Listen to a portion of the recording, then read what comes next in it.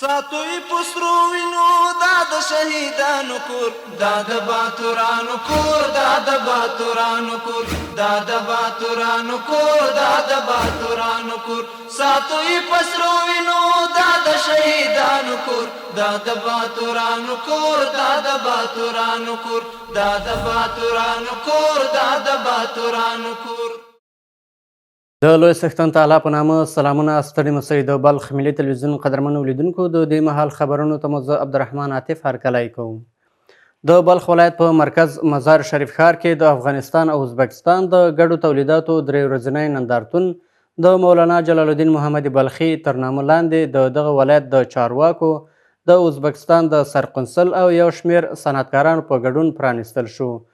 د نندارتون په لاره اچونکي وایي چې د دې نندارتون څخه موخه د کورنیو تولیداتو ملاتړ، د دواړو هیوادونو ترمنځ د اقتصادي اړیکو پراختیا او د پانګونې لپاره د زمینې برابرول دي. دا په مزار شریف ښار کې ملي او نړیوال ګډ نندارتون دی چې د افغانستان او ازبکستان د تولیداتو د نندارې په موخه د بلخ د سیمه ییزو چارواکو په مزار شریف کې د ازبکستان هیواد د سرقنصل په شتون کې پرانیستل شو. د نندارتون د تنظیمونکو په وینا د نندارتون 250 غرفې لري او 3 ورځې به دوام وکړي.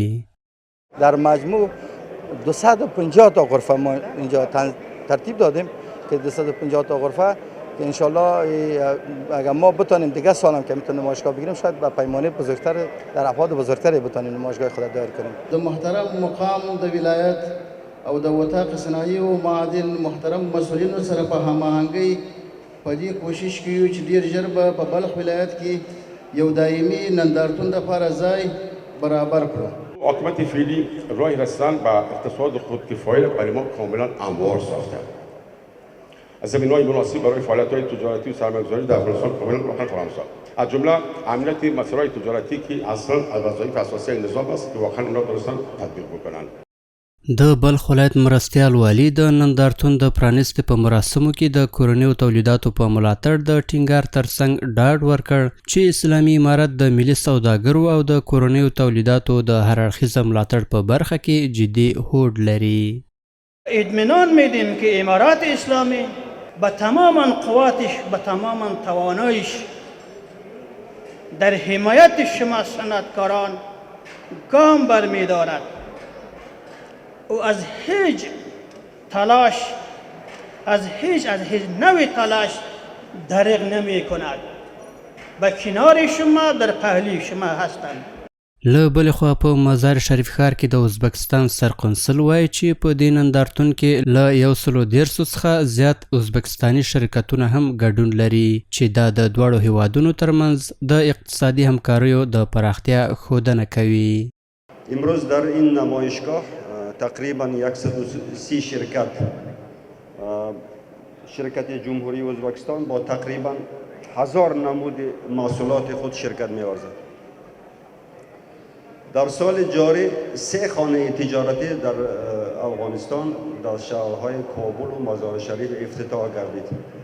د یادونې وړ ده چې له ټول ټال 250 غرفو څخه شاوخوا 80 غرفې د ازبکستاني شرکتونو تولیداتو ته او پاتې نورې د افغانستان کورنیو تولیداتو ته ځانګړې شوي دي. د بلخ ولایت د کارکوونکو چارو د رئیس په مشرۍ د اماراتي ادارو د مسؤلینو او کارکوونکو میاشتنۍ ناسته د اداري اصلاحاتو او ملکي خدمتونو کمیسیون په ریاست کې جوړه شوه. په دې ناسته کې پر مهمو موضوعاتو لکه د ادارو د کارکوونکو د ظرفیت لوړول، د خالي بستونو اعلان، په مسلکي بستونو کې د وړ کسانو ګمارنه او د کارکوونکو په ارزونې ټینګار وشو.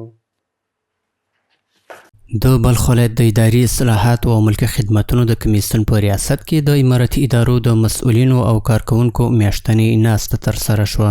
په دغه ناسته کې د یاد کمیسیون رئیس د ادارو د کارکوونکو د ظرفیت جوړونې، د خالي بستونو پر وخت اعلان او په مسلکي بستونو کې د متخصصو کسانو د ټاکنې په اړه خبرې وکړې او زیاته کړه چې اماراتي ادارې باید د ارزونې لپاره چمتو اوسي. همداراز نوموړي د هیواد د تحصیل کړو ځوانانو لپاره د کاري فرصتونو د برابرولو پر اهمیت ټینګار وکړ او زیاته کړه لازمه ده چې خالي بستونه ژر تر ژره د ازادي سیالۍ لارې اعلان شي ترڅو وړ او لوستي ځوانان وکولی شي په شفافه او قانوني توګه یادو بستونو ته لاره پیدا او خپل هیواد ته خدمت وکړي. د هغې جلسې اصلي هدف او موخه دا ده چې کوم خالي بستونه د دوی په اداراتو کې وي نو خالي بستونه موږ ورته وایو چې تاسې اعلان ته پرېږدئ چې کار و اهل کار ته وسپارلی شي چې کوم مهم بستونه وي او مسلکي بستونه وي نو باید هغه بستو کې یعنی اهل کار خلک هغې ته وګمارلی شي. نو یو خواهش مو د دې ټولو اداراتو نه ده چې خالي بستونه دي هغه اعلان ته پرېږدي. د بلخ ولایت مقام د کارکوونکو چارو رئیس په دې ناسته کې د خپلو خبرو پر مهال له دولتي ادارو څخه وغوښتل چې په ګمارنه او اداري ټاکنو کې د شایسته سالارۍ اصل ته پاملرنه وکړي. نوموړي ټینګار وکړ چې کار باید وړ خلکو ته وسپارل شي او مسلکي او متخصص کسان دي د خپل تخصص سره سم په بستونو کې وګمارل شي ترڅو هغوی وکولی شي مراجعینو ته په مؤثره دقیق او مسؤلانه ډول خدمتونه وړاندې کړي. نو تاسو به هم د دې کوشش کوئ چې کار اهل کار ته وسپارل شي ځکه که موږ او تاسو کار او اهل کار ته نه وسپارو مثلا ولاړ سو یو انجینر دی هغه مثلا په زراعت کې مهارت لري په زراعت کې تحصیل کړی دی دغه انجینر ته بیا د ډاکټرۍ کار په لاس ورکو د اپریشنو کار په لاس ورکو د مریضان به د ده څه مري که به نه مري د مریضان به د ده څه نور نه جوړه کېږي که به نه جوړه کېږي او که ډاکټر ته بیا د زراعت کار په لاس ورکو هغه د زراعت خرابي به بیا روانه وي په ملک کې که به نه روانه نو دا کار په چا باندې کنټرولېږي دا په ما او په تا باندې دا کار کنټرولېږي چې کار و اهل کار ته وسپارو. په پای کې د بیلابیلو مهمو موضوعاتو په اړه بحث او لیدلوري سره تبادله شول چې پکې د ادارو د ستونزو ارزونه د حل لارې موندل د اداري چارو د ښه والي او د خدمتونو د ارتقا لپاره اړینې پریکړې وشوې.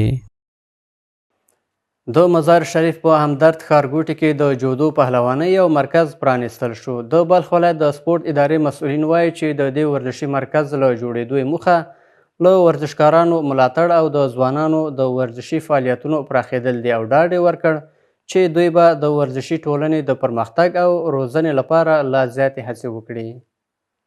د مزار شریف ښار په همدرد ښارګوټي کې د جودو پهلوانۍ یو مرکز پرانیستل شو.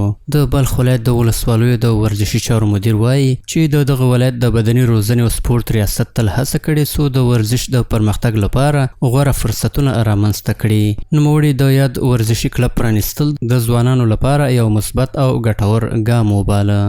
شما قسمی که در جریان هستین ریاست تربیت بدنی همیشه وقت همکار و همگام با ورزشکارا و کسانی که در راستای فدراسیون ها هستند خدمت میکنند با رؤسای فدراسیون اعضای فدراسیون همیشه وقت همکار بودن و همیشه وقت اونا را خواستن که حمایت بکنن مخصوصا جناب رئیس تربیت بدنی ولایت بلخ همیشه وقت شعار همکاری و همیاری با این ورزشکارا و فدراسیون ها انشالله که میباشه.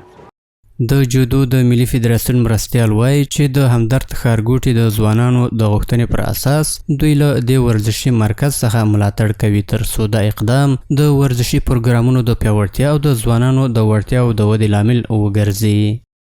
ایجاد کلاب به خاطر پیشرفت ورزش و فدراسیون جودوی ولایت بلخ می باشه. ما انشالله به اینجا 2 تایم تمرینی داریم، روزای تاق 1 تایم، روزای جفت در دیگه تایم میگیریم که هر دوش جمعاً هفته 6 روز تایم تمرینی ماست. به خاطر رشد ورزش ما میکوشیم انشالله، همیشه کوشش کردیم، باز هم کوشش میکنیم. این کلاب اول ما نیست که ما افتتاح کردیم، ما در ولسوالی‌های دوردست هم ما کلاب‌های افتتاح کردگی داریم که ریاست تربیت بدنی همیشه با ما همکار بودن، همیشه با ما راهنما بودن. په همدې حال کې یو شمېر ځوانانو او د دغه ورزش مینوالو د دې مرکز پرانیستل د جودو ورزشي رشتې د پیاوړتیا لپاره ارزښتناکه وبلل. ایجاد کلب به خاطر روحیه جوانان را سالم نگاه کردن یک فایدهش است و فایده های بیشتری داره. اگر کلب نباشه انسان ها یا همین جوانایی که فعلا هستن اینها به گوناگون امراض ها مبتلا میشن.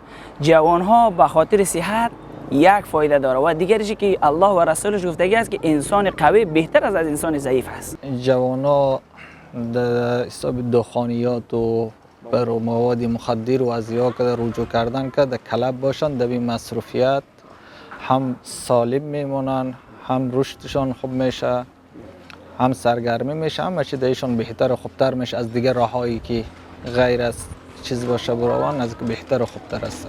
دیگه ایجاد همچون کلاپا با جوانان خیلی تاثیرگذار است و دیگه ای که مردم را از مواد مخدر دور میسازه، دیگه بازم ایجادش منفعت خود داره. د یادونې وړ ده چې د جودو ملي فدراسیون همداراز په دې دادي ولسوالۍ کې هم د جودو یو ورزشي مرکز پرانیستی او ګټې اخیستنې ته یې سپارلی دی چې لسګونه ځوانان به پکې په ورزشي لوبو بوخت وي. همدارنګه د مراسمو په پای کې یو شمېر ورزشي مسؤلینو ته د ورزشکارانو له لورې ځینې ستاینلیکونه هم ورکړل شول. د بلخ ملي تلویزیون قدرمنو لیدونکو دا د دې مهال خبرونه تر بیا ښه وخت د الله په امان.